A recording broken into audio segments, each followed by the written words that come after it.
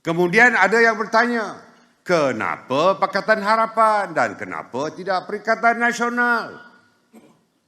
Pertamanya, kita telah mengadakan rundingan dengan kedua parti-parti gabungan itu. Kita telah mengadakan rundingan dengan Pakatan Harapan dan Perikatan Nasional secara berasingan 2 hari selepas PRU ke-15 dan beberapa hari kemudiannya. Dalam perundingan tersebut, kita telah meletakkan beberapa asas utama, termasuk dalam soal agama Islam, orang Melayu, Bumi Putera, bahasa Melayu, dan jangan lupa kedudukan institusi Raja-Raja Melayu yang perlu disepakati bersama. Itu dalam wish list kata. Dalam wish list kita sebagaimana yang saya jelaskan dalam taklimat Presiden. Begitu juga dalam soal pembentukan kabinet. Malah dalam cadangan kita menetapkan agar kerajaan yang dibentuk ia tidak boleh diidentikan dengan nama parti. Sebaliknya mestilah dikenali sebagai Kerajaan Perpaduan Malaysia. Pakatan Harapan dalam responsnya secara bertulis menyatakan persetujuan terhadap perkara-perkara asas yang perlu disepakati dan secara praktiknya mereka mempersetujui semua syarat-syarat itu. Bagaimanapun Perikatan Nasional dalam maklum balasnya hanya sedia menyebut mempertimbangkan perkara-perkara yang telah kita usulkan.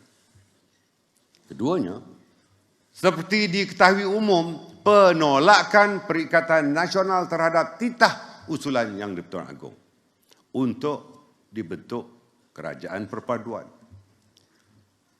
Penolakan ini disebabkan Ketua Perikatan Nasional mendakwa kononnya telah mempunyai jumlah akuan bersumpah yang mencukupi untuk membentuk kerajaan. Rupa-rupanya akuan bersumpah ini termasuk 10 ahli-ahli Parlimen Barisan Nasional yang telah memenangi kursi Parlimen tanpa pun merujuk kepada parti.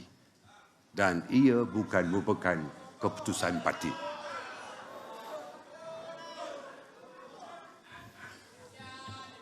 Para perwakilan ini juga menjadi faktor kenapa kita tidak boleh bersama Perikatan Nasional. Belum pun subuh, pengkhianatan telah dibuat terhadap parti kita. Lebih menyedihkan, ia diatur oleh orang kita sendiri.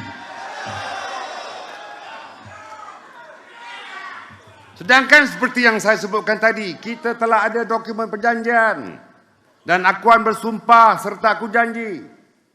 Saya ulangi, kursi yang dibenangi bukan hak pribadi. Kursi itu adalah hak mutlak parti, betul?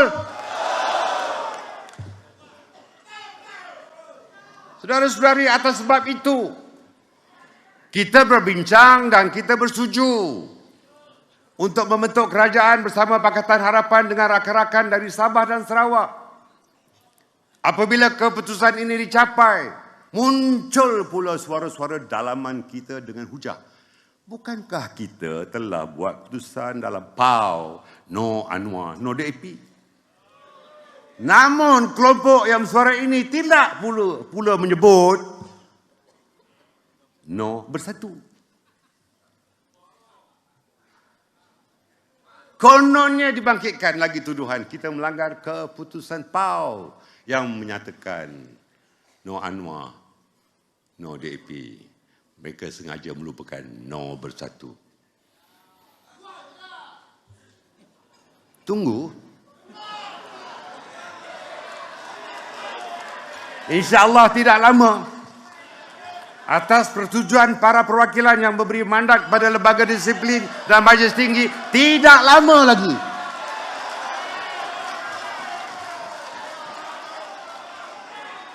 namun sebagai sebuah parti berperlembagaan, kita membuat keputusan sesuai dengan perlembagaan UMNO.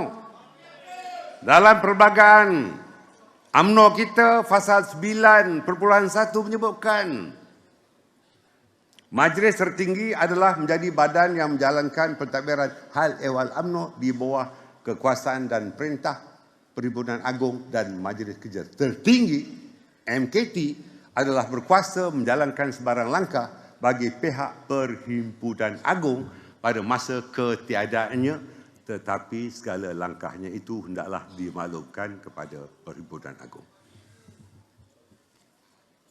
Selain itu, pendirian kita adalah selaras dengan perakuan yang kita berikan kepada Yang di-Pertuan Agong untuk menerima titah usul baginda tuanku supaya diwujudkan kerajaan perpaduan. Pada masa yang sama, Pakatan Harapan juga bersetuju dengan titah Yang di-Pertuan Agong.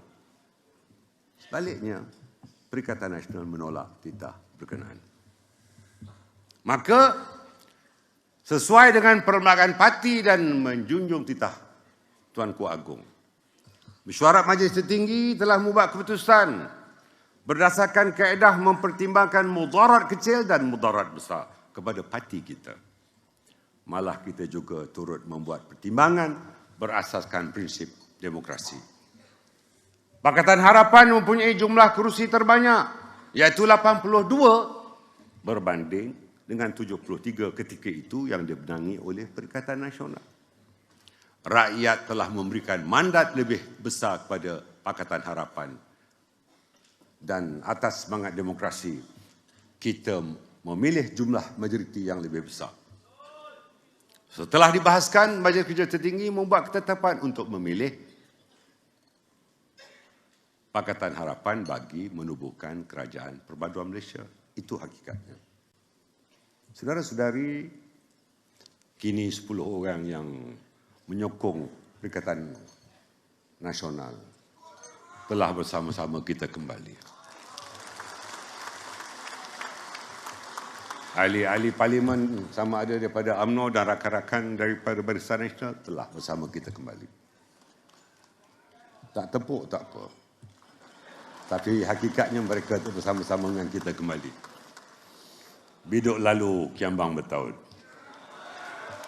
Saya telah maafkan, tetapi sukar untuk saya melupakan.